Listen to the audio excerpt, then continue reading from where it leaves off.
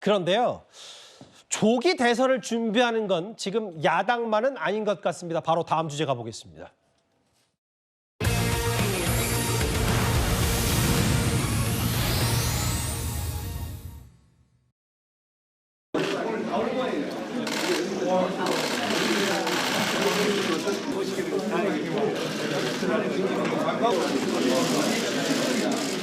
너무 많은 의원님들 함께해 주셔서 감사합니다.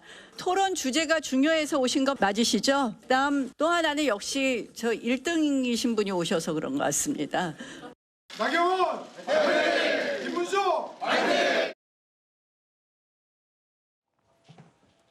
보신 그대로. 요즘 뭐 오늘 국민의힘 인사들의 생각, 사람들의 생각이 오늘 한 일간지 제목은 아침 다르고 저녁 다르다고 했지만 지금 국민의힘의 대권 잠룡들은 먼저 고개를 들면 안 된다라고 생각을 하면서 꽤 자제하고 있는 분위기가 있었는데 오늘 국회에서 열린 나경원 의원이 주최한 저 노동개혁 대토론회에 저렇게 김문수 고용노동부 장관이 참석을 했고요. 60명 가까이, 50명 넘게, 그러니까 여당 사람 한 절반, 의원 절반이 참석했어요. 문전성 씨인데 윤기찬 부위원장님 가셨어요?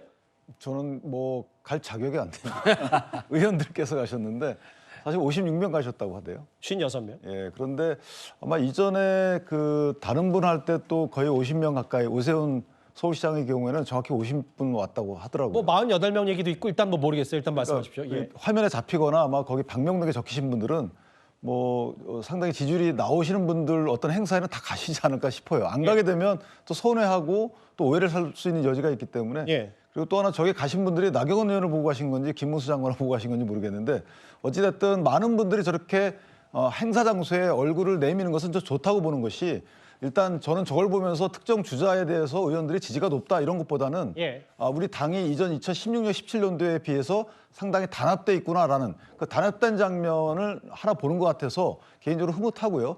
저기에 계신 분이 어떤 분인지는 상관이 없어요.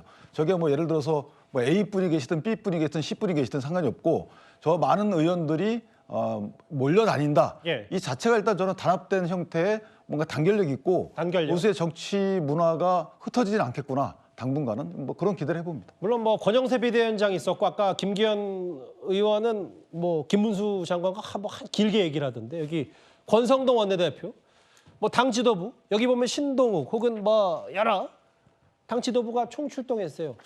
근데 저 김근식 교수님 제가 궁금했던 게 뭐냐면 분명히 이게 김문수 장관도 대통령 복귀가 최선이고 탄핵은 이거 헌법재판소 절차 문제 있는데 그런 분위기와 딱 봤을 때 약간 온도차가 있거든요. 이런 분위기 어떻게 받아들이세요? 그러니까 사실은 뭐 낮에 우리가 공식적으로 이야기를 하는 입장하고 예. 또 밤에 또 이러저러한 경우의 수를 또 대비하는 것은 저는 솔직히 있을 수 있는 일이라고 생각을 합니다. 그렇기 때문에 오세훈 시장 그때 국회에서 행사할 때도 많은 분들이 참여를 했고 예. 오늘 김문수 장관이 참석하는 나경원 의원 주최 토론회에도 많은 분이 참석을 한 것은 사실 물밑에서는 조기 대선의 경우를 대비해서 우리 당도 움직일 수 있는 사람은 움직이고 준비할 건 준비하는 게 저는 맞다고 생각을 합니다. 그렇기 때문에 당장 여론조사 1위를 달리고 있는 김문수 장관이 참석을 하기 때문에 아까 윤기찬 부위원장님 말씀하신 것처럼 우리 당의 의원들 중에서는 개인적인 인연도 있는 것이고요. 또 온 김에 인사 한번 드리고 또 무슨 말을 하는지 들어보고 싶은 것도 있고 이런 여러 가지 이유로 참석을 할 수 있는 것이기 때문에 예. 저 자체를 김문수 장관을 지지하는 무슨 캠프 모임이라고 착각을 한다든지 또 지난번에 있었던 오 시장님 있을 때도 거기 오신 분들이 오 시장 후보가 만약에 나올 경우 지지하는 사람으로 등식화하는 건 아직은 이르다. 예. 다만 우리 당이 공식적으로는 탄핵을 반대하는 입장으로 가지고 있고 예. 그리고 대통령이 돌아올 것을 기대하는 입장이 줄이긴 합니다만 예. 돌아오지 못할 경우를 대비해서 차곡차곡 모든 경우에 대비해서 준비하고 있는 모습 그리고 거기에 일정 정도 많은 관심을 가지고 있기 때문에 예. 저는 충분히 있을 수 있는 일이다. 그리고 그런 면에서 본다면 최근에 한동훈 대표 전 대표가 책을 출간하고 돌아온다는 이야기가 들렸을 때 몇몇 중진 의원들께서 날선 반응을 하시고 예. 들어오지 말아라고 이야기하는 것은 공정하지 못하다. 그리고 오히려 알겠습니다. 당의 전체의 단합을 위해서 저는 옳지 못한 생각이라고 개인적으로 생각합니다. 마음이 급하셨나 봐요. 뒤에 질문에 있는데. 아 그렇습니까? 알겠어요. 김문수 장관, 오세훈 시장의 글쎄요, 뭐 이른바 새 가시라면 새 가실 수 있고 뭐 사실 뭐 누구나 갈 수 있으니까. 그런데 오늘 김문수 장관이 저 토론회 이후에 기자들 앞에 섰는데 김문수 장관의 저 말 조금 뉘앙스가 달라지는 것 같습니다. 한번 들어보겠습니다. 저로서는 너무나 뜻밖이고 뭐 제가 또 한 게 없지 않습니까? 걱정과 우려. 여기 이런 우려들이 반영돼서 저한테 여론이 높은 것으로 나오는 것 같은데 저는 정말 너무 무겁고 가슴이 아픈 일입니다. 확장성이 있느냐?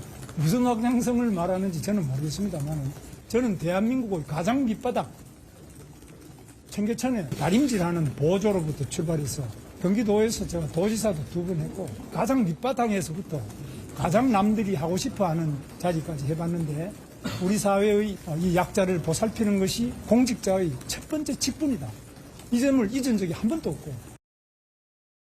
아까 나 의원 말씀하셨다시피 나경원 의원이 말했던 바시피 이제 보수 지금 1위 아니냐 일단 이재명 대표 34, 김문수 12, 한동훈 5, 홍준표 5, 오세훈 5.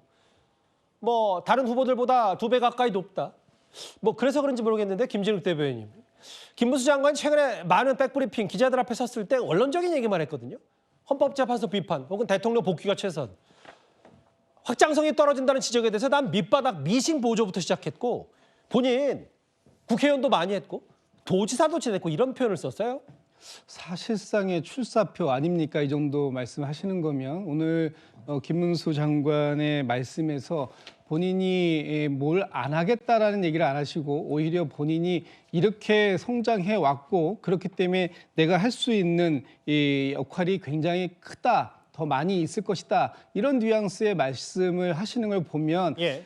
김문수 장관도 이미 본인이 지지율이 가장 여권 주자 중에 높이 나오는 그런 상황임을 인식하고 있고 그에 따른 뭔가 모종의 그 대응을 준비하고 있는 것이 아니냐 이렇게 보여지는데요. 김문수 장관이 이제 갖고 있는 가장 큰 장점과 단점이 있는데 가장 큰 장점이라고 한다면 아마도 지금의 윤석열 대통령의 탄핵에 대해서 가장 적극적으로 반대하는 그런 모습 그리고 지금 국민의힘이 윤석열 대통령과 함께 예. 또 거리에 뭐 아스팔트 극우라고 하는 정광훈 목사와 함께 김문수 장관이 굉장히 가깝게 해왔던 여러 가지 이력들을 가지고 당내에서 상당히 높게 나오는 지지율 이런 것들은 장점이지만 예. 앞으로 그것이 가장 큰 단점으로 작용할 가능성 그래서 아마 기자분들도 확장성이 떨어진다 이런 부분에 대해서 어떻게 생각하느냐는 부분을 물은 거 아니겠습니까? 예. 아마도 이 국민의 힘이 중도 방향으로 가는 것이 아니라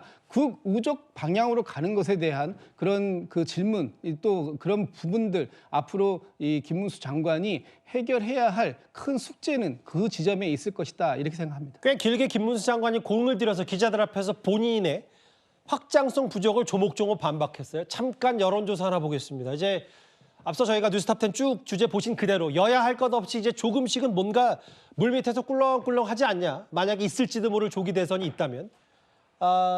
폴A, 저희 채널A가 의뢰한 여론조사 흐름을 봤을 때 국민의힘 40.6, 민주당 36.3 이 정도의 흐름이 계속 엎치락 뒤치락하는 모양새가 분명히 있습니다.